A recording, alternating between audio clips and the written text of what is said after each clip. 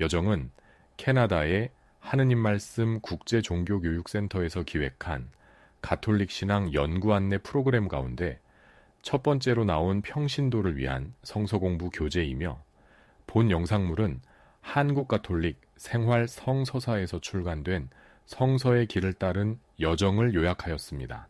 이 교재는 교회에서 보편적으로 받아들여지는 연구 결과에 바탕을 둔 표준적인 이론들과 주석을 채택하였습니다. 제19역, 영화와 그 결말, 구역의 목표, 솔로몬의 통치와 그 결말을 고찰한다. 제19역을 출발하기에 앞서 다윗은 임종을 맞이할 때까지 후계자를 지명하지 않았다. 그는 가장 나은 아들이 스스로 왕이 될 만한 자격을 입증해 보이기를 바랐던 것 같다. 다윗은 그의 아들 압살롬이 스스로 왕이 되려고 꾀했을 때 이를 허락하였다. 압살롬의 움직임은 하나의 재난이었다. 그 다음에는 다른 아들 아도니아가 왕관에 도전하였다. 그러나 누가 다윗의 뒤를 이어 다스릴 것이냐 하는 문제는 궁중의 음모로 일단락되고 말았다. 예언자 나단과 사제사독 수비대장 브나야와 밧세바가 함께 모의하여 솔로몬을 왕으로 세우기로 했는데 결국 그들이 승리를 거두었던 것이다. 솔로몬은 다윗이 운명하기 직전에 그에게서 승인을 받아 왕이 되었다. 어떤 전승에 들어있는 대로 솔로몬은 숨을 거두는 부친의 충고에 따라 자신의 통치에 대적할 만한 모든 가능성을 제압하는데 그런 다음에 그는 안전하게 다윗의 왕좌를 차지한다. 그는 어떤 방법으로도 자신을 입증해 보이지 않은 채로 유다와 이스라엘의 왕이 된다. 북부 지파들은 다윗에게 했던 것처럼 솔로몬에게도 조약을 맺자고 주장한 것 같지는 않지만 솔로몬의 아들에게는 조약을 주장하게 될 것이다.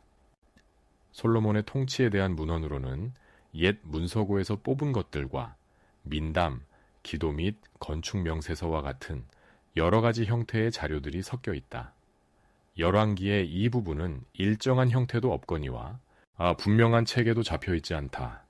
문헌의 다양성보다 더욱 충격적인 것은 솔로몬에 대해 거의 정반대인 두 가지 견해가 나타나 있다는 사실이다.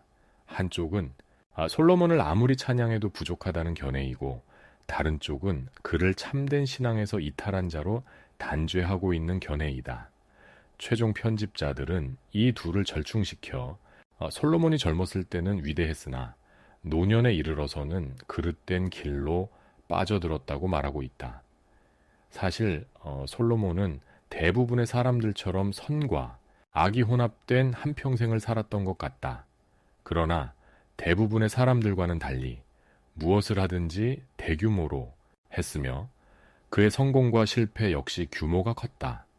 우리는 첫째 마당에서는 그의 통치가 지닌 긍정적인 측면을 주로 다룰 것이며 셋째 마당에서는 부정적인 측면을 고찰하게 될 것이다.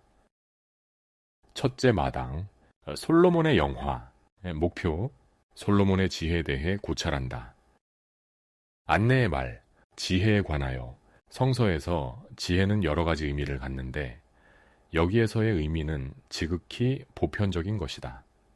지혜는 어떤 일을 적절하게 다루거나 처리하는 재주 혹은 능력을 뜻한다.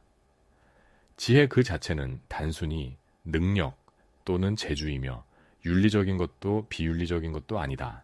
즉 지혜는 좋게 쓰일 수도 나쁘게 쓰일 수도 있는 것이다.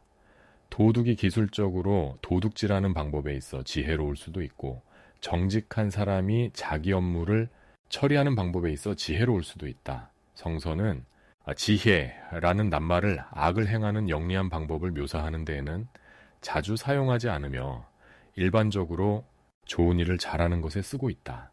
사람은 물질이나 다른 사람들 또는 하느님과 관계하는 기술적인 방법을 통해 지혜를 나타낼 수 있다.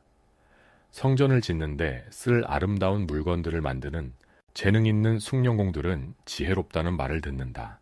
에집트의 간, 요셉은 기근을 피하기 위해 식량 수급을 조절하는 방법에 있어 지혜로웠다. 사람은 다른 사람들과 적절하게 관계할 줄 아는 데 있어 지혜로운 자가 될 수 있으며 따라서 훌륭한 외교관은 지혜로운 자다. 이를 효과적으로 수행하기 위해 사람들을 관리하고 조직하는 데도 지혜가 필요하다. 사람의 성격을 지능적으로 평가하고 인간의 행동에서 옳고 그름을 저울질할 줄 아는 사람은 지혜롭다. 끝으로 하느님과의 관계가 제대로 되어 있을 때 그 사람은 지혜롭다. 진실로 지혜로운 사람은 사물과 인간과 하느님에 대한 관계를 적절하게 관리하는 자이다. 그런 사람은 평화를 발견한다. 평화는 땅과 인간과 하느님에 대한 관계 모두를 질서정연한 상태로 보존하는 것이기 때문이다. 솔로몬의 이름은 평화를 뜻한다. 솔로몬에 대한 최고의 찬사는 그가 아주 뛰어나게 지혜로운 사람이요 평화의 사람이었다는 것이다.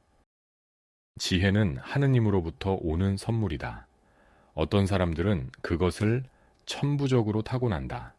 그러나 지혜는 연마하고 연구하고 지혜로운 노인들의 경험에 귀를 기울임으로써 개발될 수 있으며 사실 그래야 한다.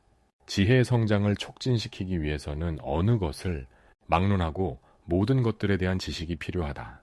지혜로운 사람에게는 가장 미소한 조물에 대한 지극히 사소한 내용이라 할지라도 참된 것이라면 쓸모없는 것이 하나도 없다. 지혜로운 사람은 호기심이 많은 사람이다. 또한 지혜로운 사람에게 있어서는 그 누구도 심지어는 하느님의 선택된 백성까지도 진리를 독점하지 못한다. 지혜로운 사람은 인간들이 어디에 있든지 그리고 그들이 에집트인이든 이스라엘인이든 아시리아인이든 상관없이 근본적으로 동일하다는 것을 인정한다. 인간 본성이 하나인 만큼 인간 체험도 동일하며 진리는 보편적으로 적용된다. 따라서 가나안 사람들까지도 어느 정도 진리는 소유하고 있는 것이다. 지혜로운 사람은 열려 있으며 또한 쉽게 공격을 받기도 한다. 솔로몬은 자기 백성 안팎을 막론하고 모든 것들에 대해 열려 있다. 그는 에집트의 지혜, 아랍의 지혜, 가나안의 지혜를 기꺼이 받아들인다. 그는 자기 백성의 전통으로부터 오는 하나의 빛과 다른 여러 민족들에게서 오는 또 하나의 빛이 마주치는 빛의 교차점에 서 있다.